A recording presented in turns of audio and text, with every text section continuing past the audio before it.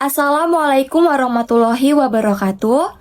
Kami dari kelompok 2 akan mempresentasikan hasil analisis kami yang berjudul Analisis Konten Edukasi Singkat Vina Mulyana di TikTok. Perbandingan paradigma psikologis dan kritis dalam perspektif usage gratification. Sebelum masuk ke materi, izinkan saya memperkenalkan nama-nama anggota saya.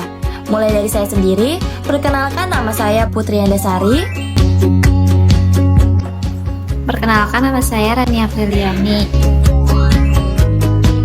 Halo, perkenalkan nama saya Aura Nurdatila. Hai, perkenalkan nama saya Azara Helmaya. Perkenalkan, nama saya Pepita Devina. Perkenalkan, nama saya Cynthia Eliza Asidia. Halo, nama saya Hilmi Mustafa. Perkenalkan, nama saya Ahmad Fauzi Setiawan.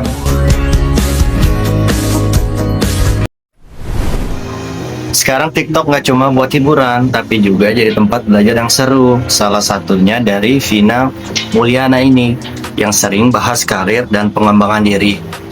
Nah, dari situ kami tertarik buat ngulik gimana konten edukasi Vina ini dilihat dari dua sisi, psikologis dan kritis, buat tahu pengaruhnya ke audiens Gen Z. Alasan relevasi penelitian ini karena TikTok sekarang jadi sumber pengetahuan populer bagi anak muda. Banyak yang pakai bukan cuma buat hiburan, tapi juga buat belajar hal-hal praktis. Format videonya yang singkat dan visual menantang cara belajar tradisional, sehingga menarik untuk dikaji. Dari sisi komunikasi, pengguna bisa dilihat aktif mencari konten sesuai kebutuhan. Tapi di sisi lain, kontennya juga bisa jadi bentuk komodifikasi perhatian. Karena itu, penting untuk melihat bagaimana konten edukatif seperti Vina Mulyana dipahami dari dua sisi, psikologis dan kritis. Paradigma komunikasi. Dalam kajian ilmu komunikasi, paradigma dipahami sebagai lensa yang digunakan untuk melihat realitas komunikasi menurut Peter John Post dan Odsel tahun 2017. Paradigma bukan hanya sekedar teori, melainkan seperangkat asumsi mendasar yang menentukan bagaimana peneliti memahami proses penyampaian dan pemaknaan pesan. Dua paradigma yang relevan untuk menganalisis konten edukasi singkat di TikTok adalah paradigma psikologis dan paradigma kritis. Jadi, dari makalah kami, rumusan masalahnya ada dua.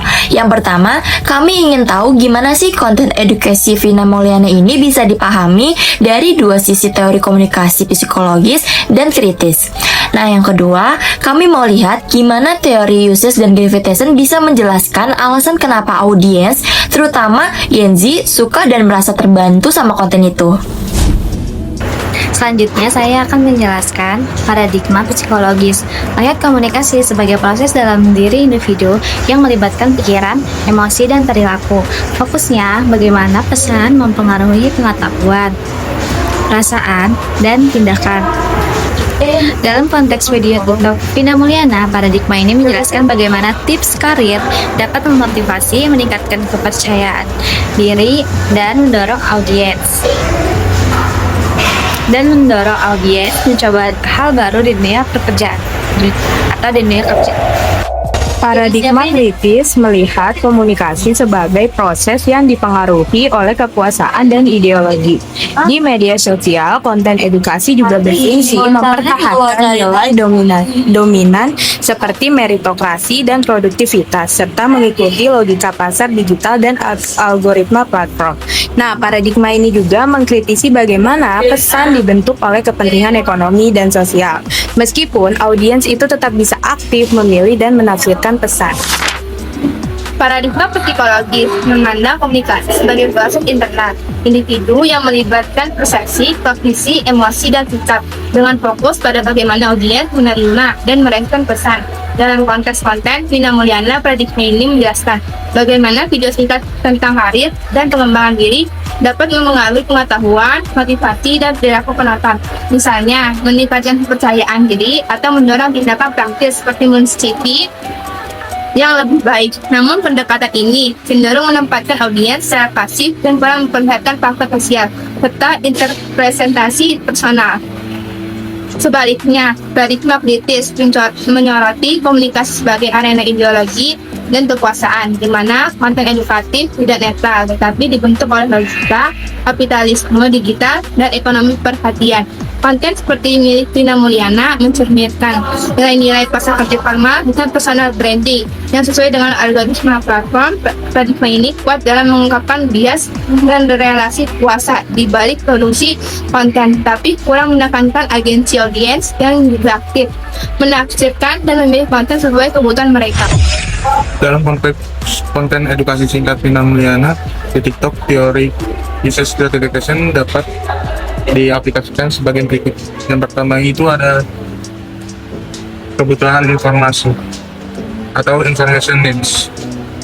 Penonton mencari pengetahuan praktis, misalnya tips karir, wawasan tentang interview kerja, atau strategi pengembangan diri. Khusus dapat berfungsi sebagai medium microlearning yang efektif untuk memenuhi kebutuhan informasi secara cepat dan visual. Yang kedua itu ada kebutuhan hiburan atau entertainment needs. Meski edukatif, gaya penyampaian Vina ringan dan singkat sehingga tetap memberikan kesenangan saat scrolling. Hal ini sesuai dengan temuan NG 2024 bahwa Gen Z menggunakan TikTok bukan hanya untuk informasi, melainkan tapi juga untuk hiburan dan mood booster. Yang ketiga itu ada identitas pribadi atau personal identity. Banyak anak muda merasa relate dengan pengalaman Vina sebagai profesional muda. Mereka menjadi Vina sebagai role model untuk membangun citra diri sebagai individu yang produktif. Yang keempat itu ada interaksi social needs. Konten Vina kerap menjadi bahan diskusi baik di kolom komentar maupun saat dibagikan ke teman-teman. Audiens merasakan sense of the belonging pada komunitas yang memiliki minat sama. Dan tema yang terakhir itu adalah pelarian atau escapist needs. Meski topiknya serius, gaya komunikasinya yang ringan membuat konten edukasi terasa seperti me time yang menyenangkan sekaligus menjadi cara untuk melepas stres.